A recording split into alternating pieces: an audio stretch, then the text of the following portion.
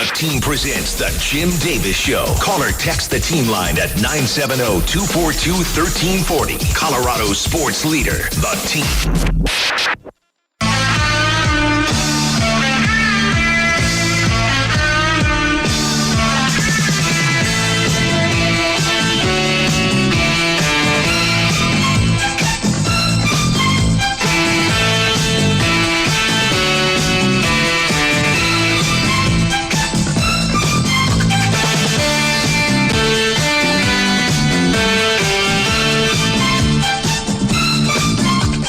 O'clock. Thanks for joining us, Jim and Kate from the Bozarth Miller Chevrolet Buick Studios, the most trusted name in automobiles. Historic day yesterday for Shohei Ohtani. Becomes the first player ever in a season in Major League Baseball history to hit 50 home runs and steal 50 bases in a season, along with a 6-for-6 day. 3 home runs, 2 stolen bases, 17 total bases, an individual day. Not just what he did in terms of reaching 50-50, but the individual day that he had was probably the greatest day ever offensively in Major League Baseball history. And then he went home. Well, first he stopped at a convenience store, bought a scratch-off, won $10,000. Got home and played with his dog. You know, it was a good day. It was a good day for Shohei. No player in baseball history has had 3 home runs and stolen multiple bases in a game until Shohei yesterday. No player had collected more total bases, I mentioned 17, in a multi-steal game. And no player since 1920 has ever had a 10 RBI day, a 6-hit day, a 5 extra base hit day, a 3-homer day, and a multi-steal day within their career. That's pretty good. Will he end up being the greatest player of all time in Major League Baseball history? It's tough. Because there's a lot of chapters still to write. There's a lot of time. But I would say that he's made a very strong case for himself. And yesterday was added to that. He was already making that case before. He added to that yesterday in a big way. And he could end up being a 60-60 guy. And it could happen at Coors Field. It could very well happen there. All right, text or call us, 970-242-1340. Jim along with Cake. You see Steve's text. I was just going to get to that. Thank you for mentioning it, though.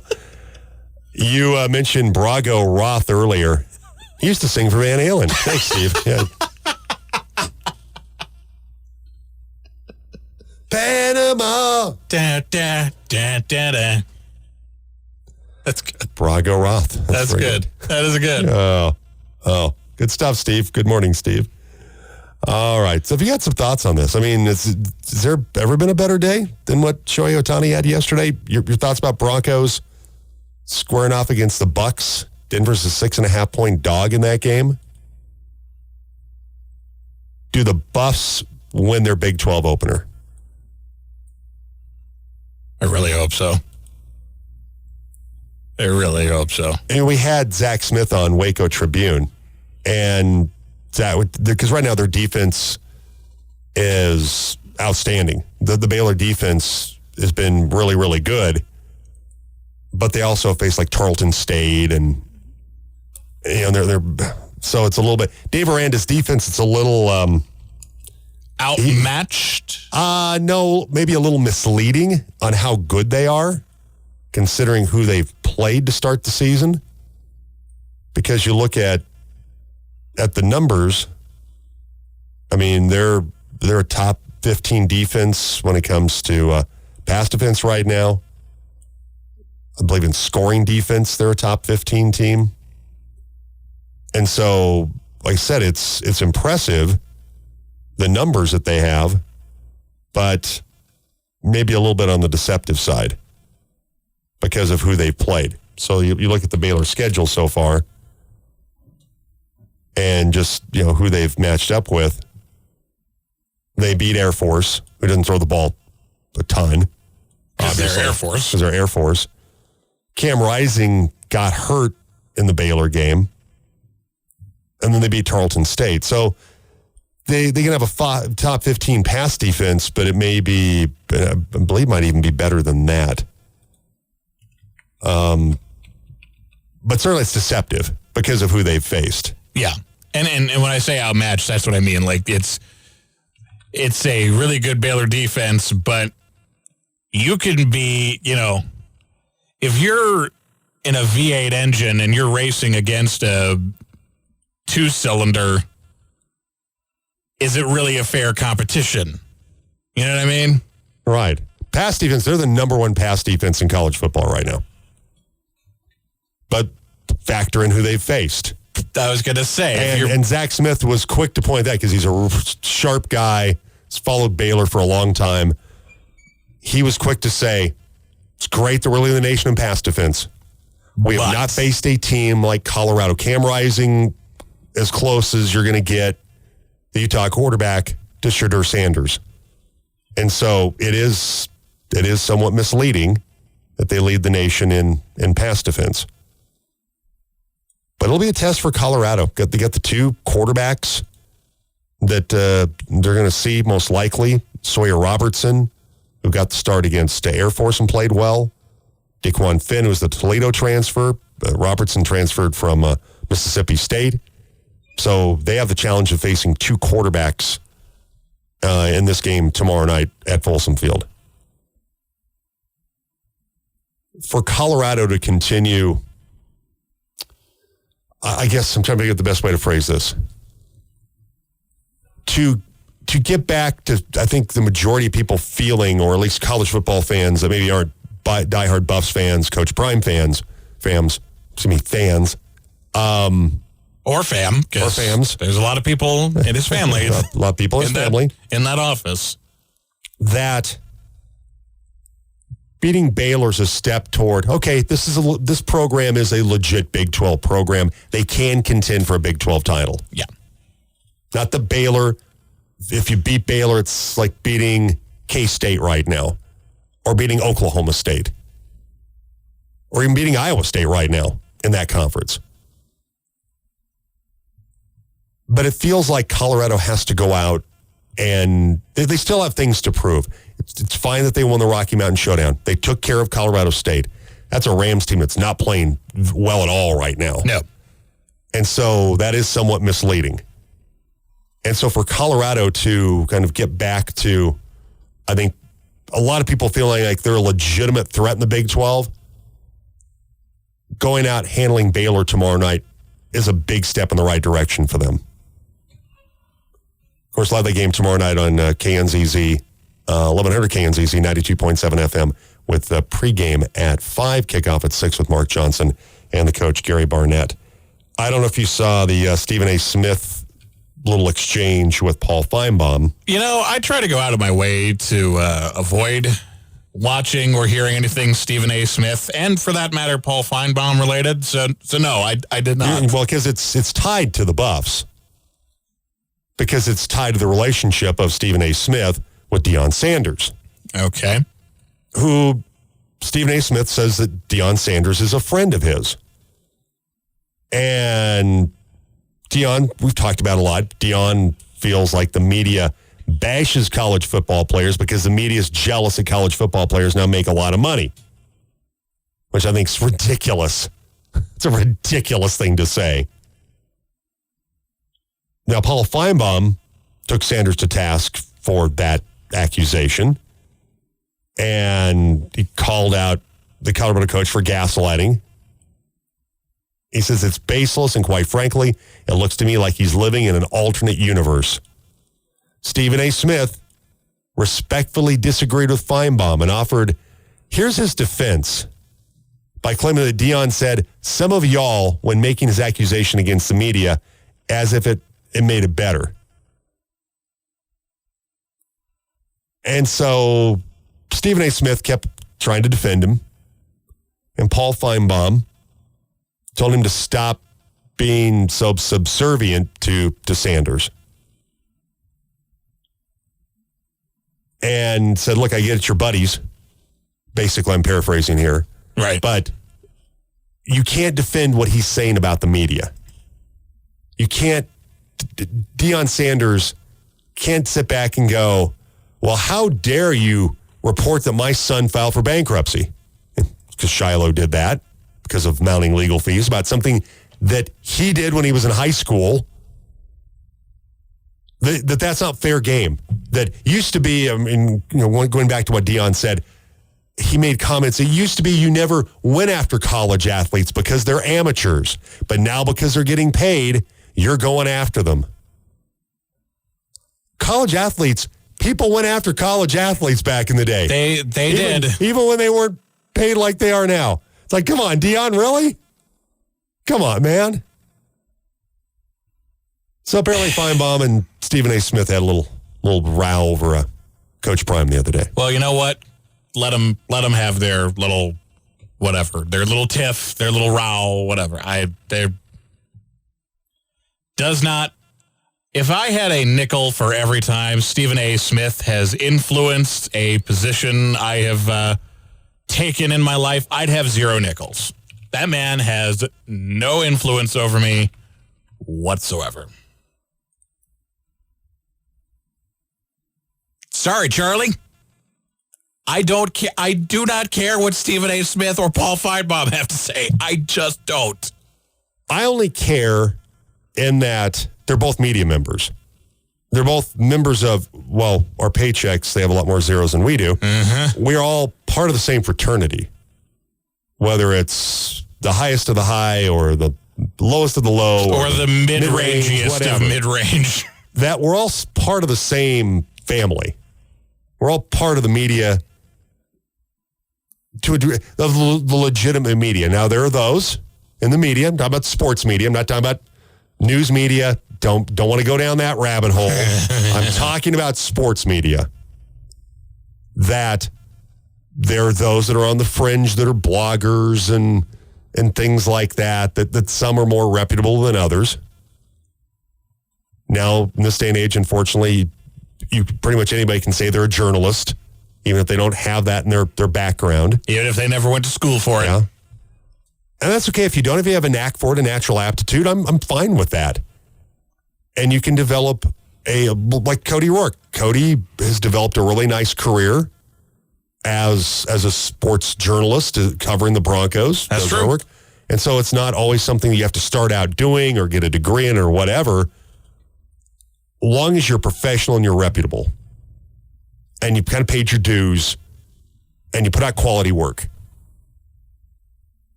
When you get attacked in the media, like Coach Prime has attacked the media. I agree with those who say Coach Prime likes to do the look at us, look at us, look at us. What are you doing? Don't look at us. Why are you looking at us that way? You can't always control the narrative that way. There are going to be negative things, bad things that happen that are going to come up in conversation. People are going to criticize you. They're going to criticize your players. And to come after the media constantly, geez, stop it. Stop being so thin-skinned about every single thing Sean Keeler writes or somebody asks you. Ugh. And so I understand you develop a relationship with a coach. I have coaches that are friends. I like to feel, though, if I need to call somebody out, I'm going to call them out, and I'm going to do it in a respectful way, that hopefully we can maintain that relationship. I don't do that with high school because it's high school. Because people are not making any princely sum off coaching high school sports. It's not fair to the people that give their time, and sometimes things maybe don't go the way you would like them to as a parent or a fan, but I'm not going to call those people out. It's not fair. Yeah. This is a different story when it's Deion Sanders making millions of dollars coaching Colorado and his players who on occasion, sometimes are related to him, do things that are newsworthy, that are worthy about reporting. I agree with Paul Feinbaum. You have to defend the people in the industry. Stephen A. Smith can want to take the approach of, well, he's my buddy, and I don't think he means all of us. It's like, well, either it's you don't get to pick and choose. It's if he's calling out the media, he's calling out the media. That means he's calling out you too. The problem, though, for Stephen A. Smith is Stephen A. Smith has long lived in the world of Stephen A. Smith, where he believes, and his paycheck reflects it, that he's above everyone else. That he almost That's transcends. Yeah. I agree. His fellow, Stephen A. Smith, right or wrong, paycheck or otherwise, believes he is not, he does not share equal footing in his world as Paul Feinbaum, as Mike Greenberg, as you name whoever's left at ESPN that has some semblance of personality and namesake. Stephen A. Smith, and the four-letter has sort of helped him in this case, has risen above all that. Stephen A. right now could probably say, you know what, I can go to Fox. I can go to FS1. I can go to FanDuel TV. He can go literally wherever, because he has now, his usefulness to ESPN is far greater than ESPN's usefulness to him. And so when he says, I don't really know about how I feel taking shots at Coach Prime, it's not part of me thinks, yes, it is because of their relationship and how Stephen A. has characterized it as we're friends, me and Dion. Part of me thinks that. Part of me also thinks Stephen A., he doesn't need ESPN. And if he hears criticism of the media generally, he's Stephen A. Yeah, I just think you're part of the media. He used to be a newspaper writer. You defend the people in your industry. But you're right. He's got to the point where he feels like, I don't need to do that. I'm Stephen A. Smith. Yeah. If I'm not here, somebody's going to want me. I'll do my own thing, and I'll be quite well off doing it. He doesn't feel the need to stick his neck out, and he doesn't want to take off Dion because he likes having that relationship, and so be it. Anyway, I know we have people out there that think that Buckeye and I hate Dion. We don't. I just don't like the way he handles his business sometimes, particularly with the media. It's like, let this stuff go. Why does this worry about beating Baylor this week? How about that? How about worry about that? And not calling out the media all the time.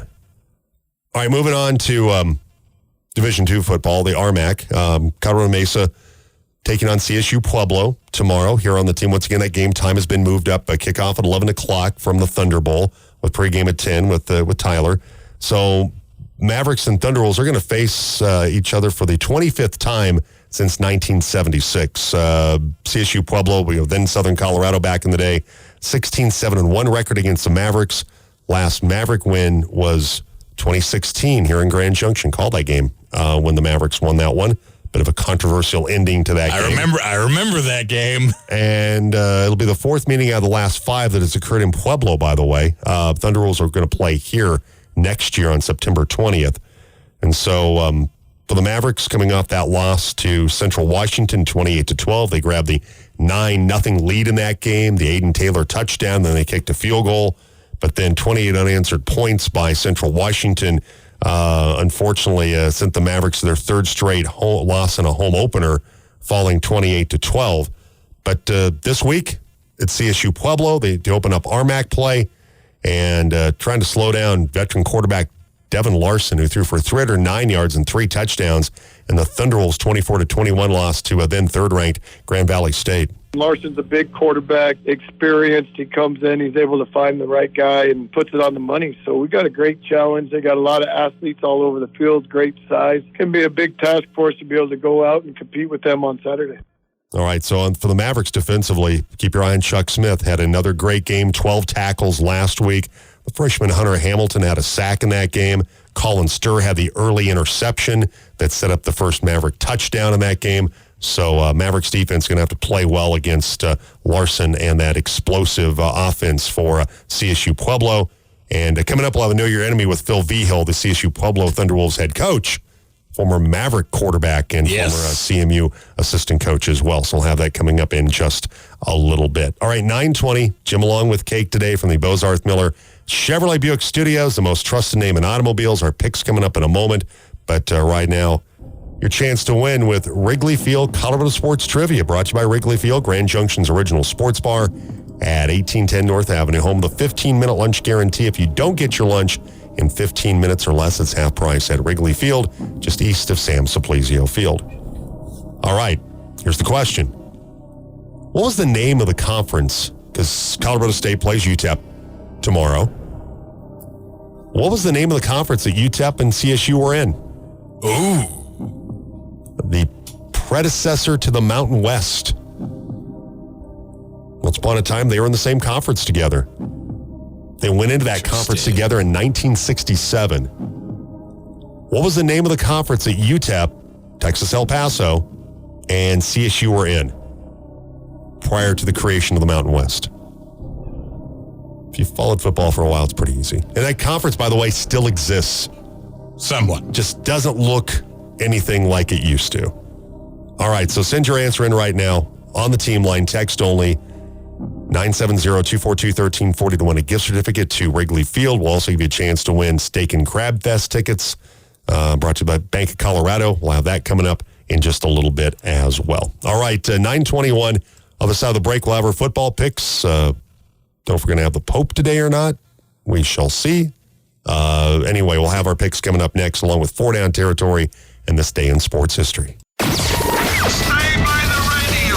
You're listening to the Jim Davis Show on the Team 101 FM, 1340 AM, Grand Junction. Welcome back, 9:26. Jim and Cake today from the Bozarth Miller Chevrolet Buick Studios, the most trusted name in automobiles. Do we have a winner, by the way, for Wrigley Field? We do, but I don't have their information yet. So Okay. we're working on that. All right. So please send your information in right now. Yes, please, because if we don't know who you are, we can't give you the prize, Very which true. makes it a little tricky. Which would stink. Which would be bad. We'll also give you a chance to win Steak and Crab Fest tickets for October 5th, the big fundraiser for CMU Wrestling when the Mavericks take on Colorado School of Mines. So we'll give you a chance to do that in just a few minutes. But right now it's time for our picks on a Friday. It's the Pope. Hello, Your Eminence. How are you? Hey, guys. How are you? It's great to be back in Western Colorado. Enjoyed my week and a half in Baltimore. Great crab cakes. Even stayed in the house I grew up in. We moved in that house in 1962 and stayed in Mommy and Daddy's house. Really? My sister still has the house. That's fantastic. That's so cool. That is way cool, man. So did she leave your bedroom the way it was, like from high school? No, she didn't leave my bedroom the way it was. It's all different. Did she leave all your posters up? Or did she do? Did she do what my mom did to my bedroom and turn it into her own office? No, they're all bedrooms and stuff, but I used to have a little sign on there that said Petey's room, and I saw that that's gone. There's a new door up. Oh.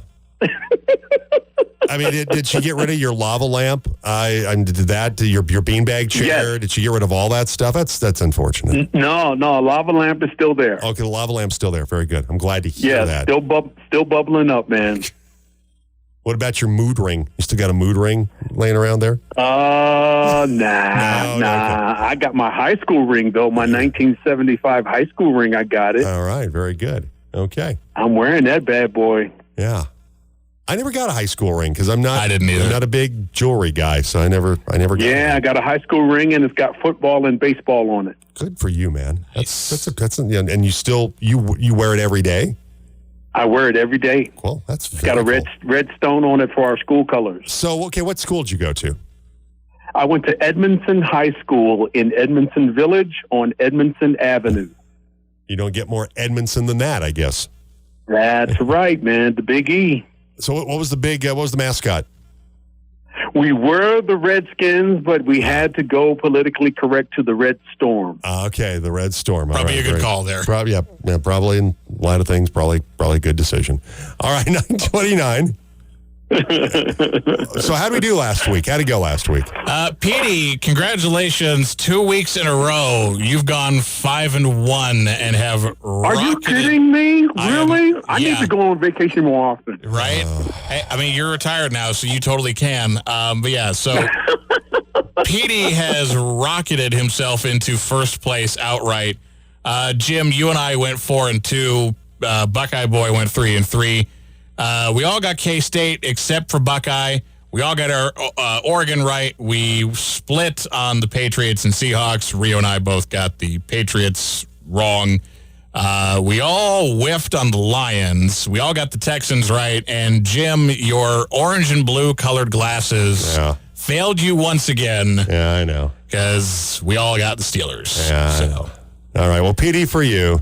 Conan, what is best in life? To crush your enemies, see them driven before you, and to hear the lamentation of your women. Congratulations, back-to-back Oh, weeks. yeah. Oh, yeah. I like that. All right. Are we ready to go for Okay. week number 3? Here we go. Indeed. Welcome to another edition of Thunderdome! All right. We start in the college ranks. A Big 12 game between Utah, the Utes, and Oklahoma State. Number 12, Utah. Number 14, Oklahoma State. This could be fascinating. Rio and I are both taking the Cowboys of Oklahoma State. Petey, what say you? Where are they playing at? This is in Oklahoma. Okay. I'm going to go with the Cowboys at home. All right. Okay. Jim, what about you? Oklahoma State and Utah. It's looking like Cam Rising is probably going to play in this game. Okay.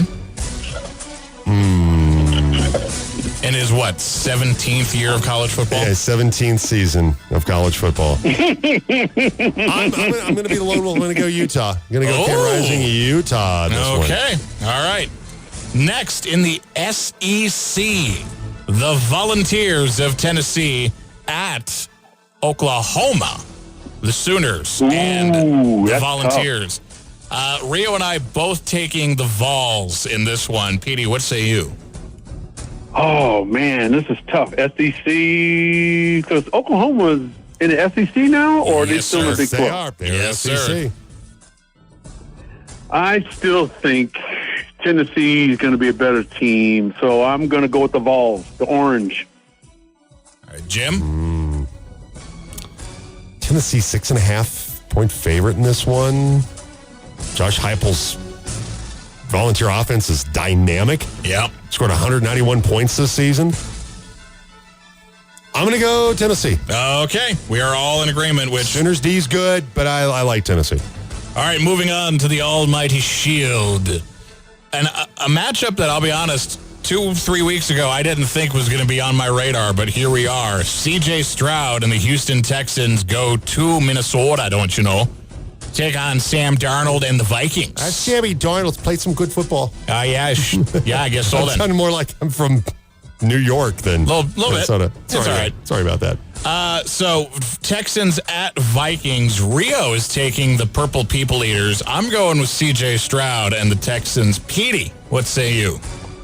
I'm a C.J. Stroud man. I think he is going to be a rising star here pretty quick. And plus, they got a backup as starting quarterback. So I'm going to go with the Texans. Sam Darnold's played well I was going to say. because he's got the clear coat on his car. He knows how those winners in Minnesota. Don't you know? Yeah, I guess so then. That's I finally got the accent dialed in. I'm with you good, though, man. Petey. I'm going C.J. Stroud. It's got Stephon Diggs there now. Joe Mixon. yeah. Stroud's been okay to start the season. Not great, but he's played well enough, and our defense is good. I think it'll be a good football game. I'm going Texans on this one. All right, next, an NFC West clash that, I'll be honest, I thought was actually a much better game 3 weeks ago, and now I'm not so sure. San Francisco 49ers at the Los Angeles Rams. Rams 0-2. Niners off the loss to the Vikings. Who bounces back? San Fran or Minnesota? I and Rio both have the Niners. Petey, what say you? Or San Fran. Yeah, You said I'm going to Minnesota. go with So the Niners. What's that? You're good. Go ahead. Sorry, Okay, I didn't know I'm what I going to said. go with the Niners. Oh, I'm sorry. I'm going to go with the Niners over the Rams. And, so we'll see what happens. I still think the Niners will bounce back. I'm going 49ers. We don't know yet, though, if Christian McCaffrey's going to play or not. And by the way, what's that all about? That Christian McCaff injury is, there's something fishy's going on there, is all I'm saying. With Debo, with Ayuk, with that group, they're still pretty good. All right. Edie, I hate to do this to you, but we gotta pick your team here. The Baltimore Ravens at the Dallas Cowboys. Rio's taking Dallas. I am taking your Ravens. I'm going to assume you're taking Baltimore, but what say you?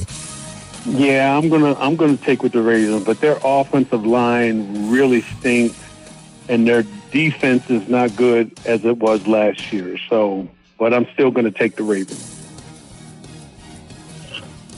It's tough.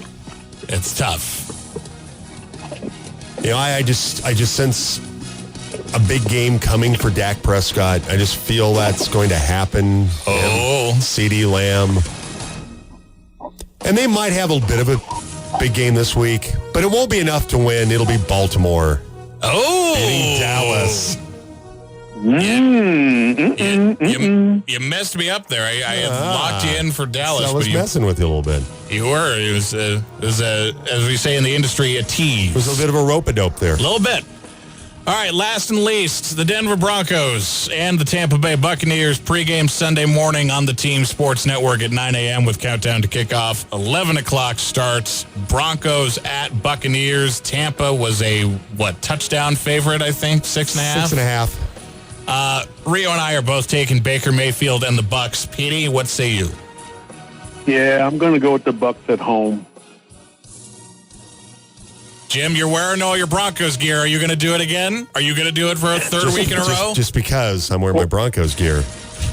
Well, both teams have orange, so, you know. Yeah, well. The pewter, too. Got the pewter. Don't forget the pewter. Pewter.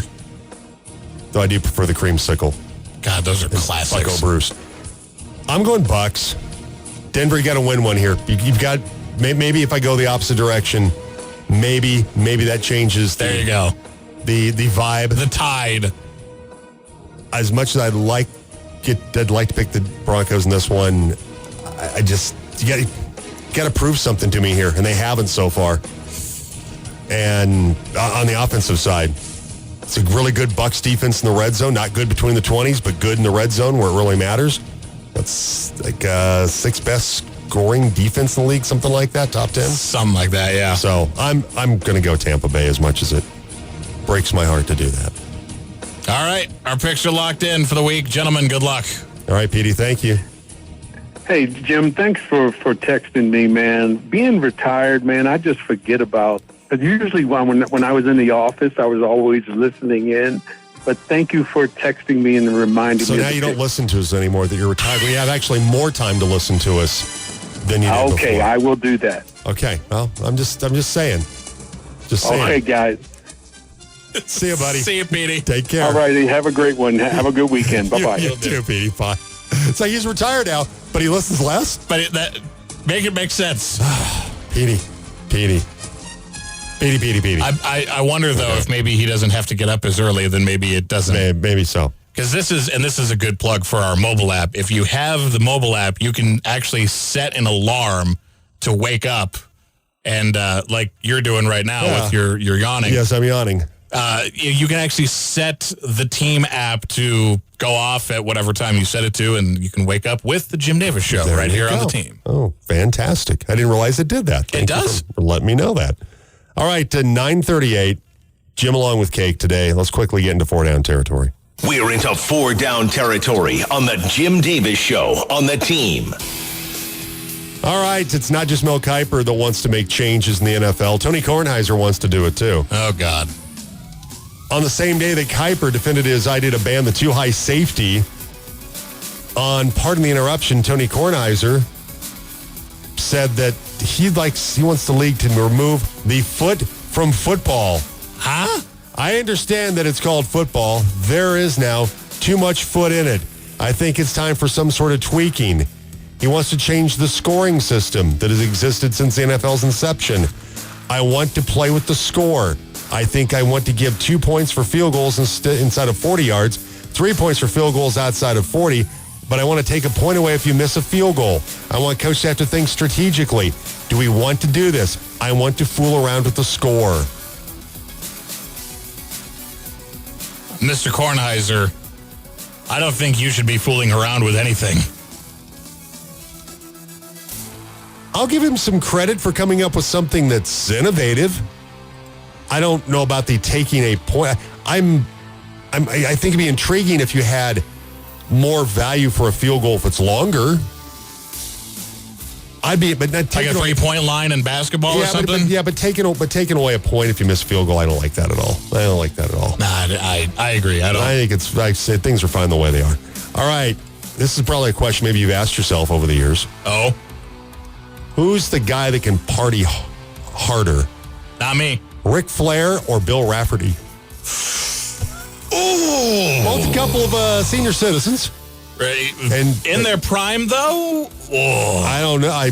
This was maybe recently, but Brad Nessler got interviewed by Jimmy Trana, who does covers like sports media for Sports Illustrated. He has a podcast. Right. And he was asked that question by Jimmy Trana, who's the harder partier? And Nessler, who do you think he said? Ric Flair or Bill Rafferty? Oh, it's tough. I'm going to say Flair. He said Bill Rafferty. Interesting.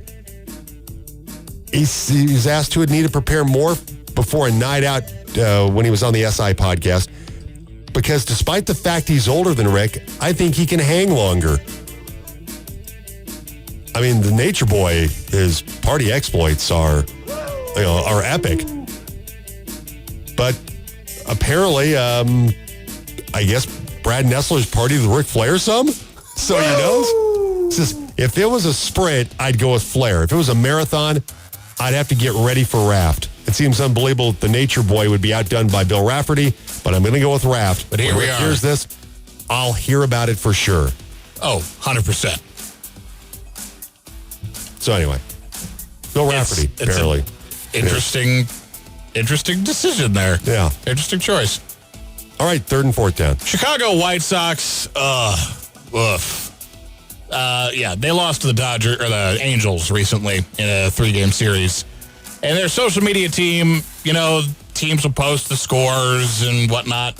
The White Sox, they just flat out gave up. They said after their latest loss to the Angels, the other team scored more runs than us. They've just given up. The Sox. The other team scored more runs than us. 4th down. Mike Francesa has a take. He was asked about Rob Gronkowski in the Fox analyst booth.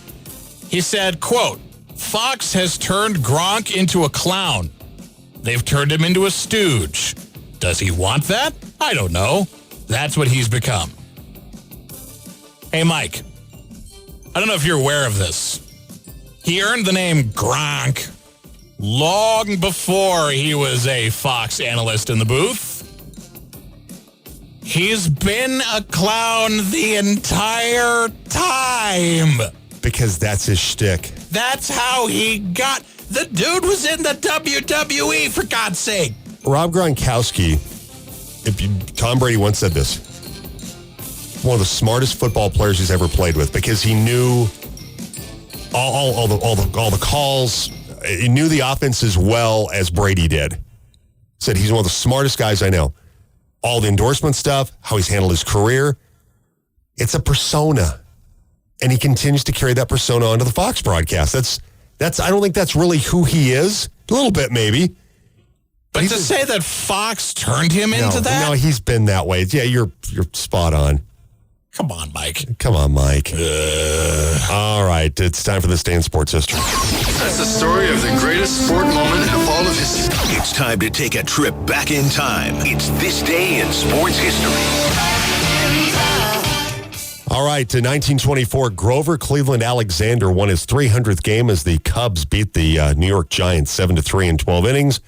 1939, Joe Louis knocks out Bob Pastor in the 11th round at Briggs Stadium in Detroit to retain the world heavyweight title. 1973, Billie Jean King beats Bobby Riggs in straight sets to win the Battle of the Sexes and the $100,000 winner-take-all purse at Houston's Astrodome.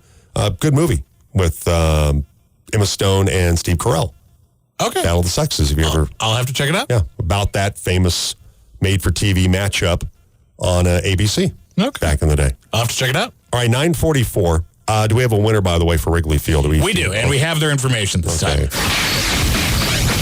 And now, ladies and gentlemen, the winner of the contest. It's another winner on the Team Sports Network.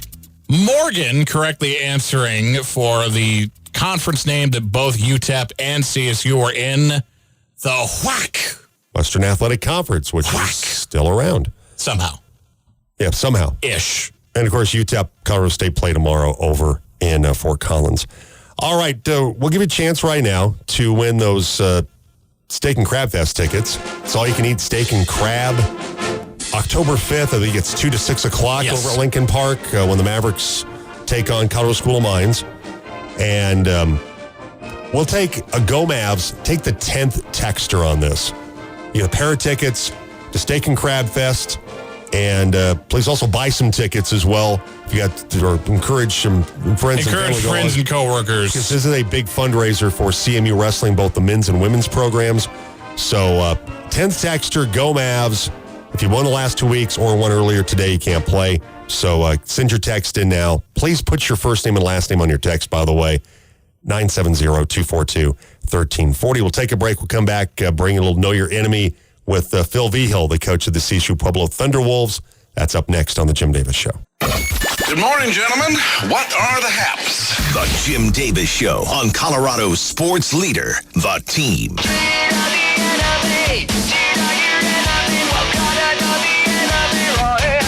And what do you want? To know my enemy. Enemy of my enemy is my friend. An Arabic proverb attributed to a prince who was betrayed and decapitated by his own subjects. Still, it's a hell of a quote. With us right now, the head coach of the CSU Pueblo Thunderwolves, former Maverick quarterback and assistant coach, Phil Vigil. I always have to work that in, Phil, for just a moment, okay? Hope you're okay with that. Yep, you bet. About your time, of course, here. First made me who I am. Exactly. Well, for your football team, a 2-1 start to the season, number 22 team in the nation. That was a heck of a battle you guys had with number 3 Grand Valley State. You come up just a little bit short in that one, 24-21 to Grand Valley State. And when we talk about Grand Valley State, Phil, you and I know that's a program that has an incredible tradition and reputation, fantastic success as a D2 national champion previously. To play that team the way you guys did, and you outscored them 21-7 in the second half. Disappointed at the loss, I know, but you have to be pleased with what you saw from your guys and the lack of quitting and giving up in that game against Grand Valley State. Yeah, I mean, obviously, Jim, obviously there's no moral victories, right? Like there's no such thing as that. And for us to be the program that we want to be, those are games that we have to win. And tip my hat to Grand Valley. They made more plays than we did Saturday night, and you can't spot good teams' points. And that's what we did the last 2 years in a row. We spotted them 21 points 2 years ago and end up losing in double overtime, and then spotted them 17 on Saturday. And, it's just, it's frustrating to come out of there with a loss, but I am proud of our team's resiliency and they fought the whole way through. We gotta come out in the first half ready to roll. What was the message to your guys, Phil, at halftime, down in that game, and to spur them on to and the adjustments that you made in the second half to get back in that game and make it a 24-21 contest? Yeah, I mean, I think early we were pressing, if I'm being honest. I think we're trying to do some things that we don't normally do. And the second half, I just told them, I said, listen, it's one play at a time. Our goal right now is to go win the third quarter, and then we'll worry about the fourth in the fourth quarter. And so, I just do what we do. You don't have to be anything other than us, and go be us and play as hard as you can, as fast as you can, for as long as you can, and don't worry, and play for each other. And if we can do those things, we've proven we can play with anyone. We're talking with Phil Vigil, the head coach of the CSU Pueblo Thunderwolves football team. Devin Larson, your quarterback, 309, 3 touchdowns, threw a pick in that game. But Devin had a heck of a game in helping lead that comeback in the second half against Grand Valley State. Yeah, Devin I've had a lot of experience with Devin. You know, Devin was with me at Western New Mexico, was a 2-time all-conference guy in the Lone Star Conference.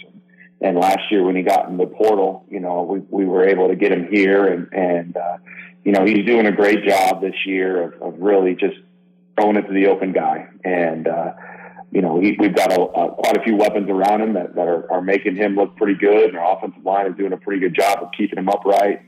And he's done a great job of distributing the ball to the open guy and putting us in a good position to be able to move the football. And it doesn't hurt when you have a receiver like your senior, Reggie Retzlaff, who went into that game last week leading all the D2 ranks in catches, receiving yards, receiving touchdowns. He was targeted 13 times. He caught 7 balls for 147 yards in that game. I mean, Retzlaff's had a heck of a start to this 2024 campaign. Yeah, I mean, honestly, him and Devin both. You know, Devin, I think, is leading in Division II and yards and touchdowns as well. And those guys are on the same page right now. And you know, it's always a safety blanket when you got number 1 out there as a quarterback, and you can throw it up to him and know that there's no such thing as a 50-50 ball. He's been doing a really good job of making contested catches, making people miss, and giving us opportunity to be in some games. Phil Vigil, head coach of the CSU Pueblo Thunderwolves, joining us as the Mavericks get ready to take on the Thunderwolves to open up RMAC play. And flip it to the defensive side for your Thunderwolves, Phil. Daniel Bone, defensive back, had a really good game for you as well, among others. And then you have to talk about the job really that your defense did along with the offense in the second half, because while the offense was able to put together some really good drives and score some points, your defense had to go out and give them a chance to come back, and boy, your defense certainly did that. Yeah, our defense has been playing really well all year long, you know, and you know, again, I think early in that game we were doing some things that were just a little bit uncharacteristic of our defense, and got down 14 points in the first quarter. And really since the first quarter, they only gave up 10 the rest of the game, and really allowed us offensively to find our rhythm and ultimately get back into that game. But they've been playing really well. Obviously, Daniel Bone is the leader of those guys on the defensive side. I mean, he comes to practice every single day with an intent to get better, and it's contagious to the rest of those guys. And we're playing at a high level on the defensive side right now. Coach Foskey, our defensive coordinator, has done a great job of getting those guys fired up and ready to go every single day at practice. And Saturdays are just a result of how they prepare and how they practice every single day. Now it's Colorado Mesa to open up RMAC play. And for the Mavericks, they had 10th ranked Central Washington in town.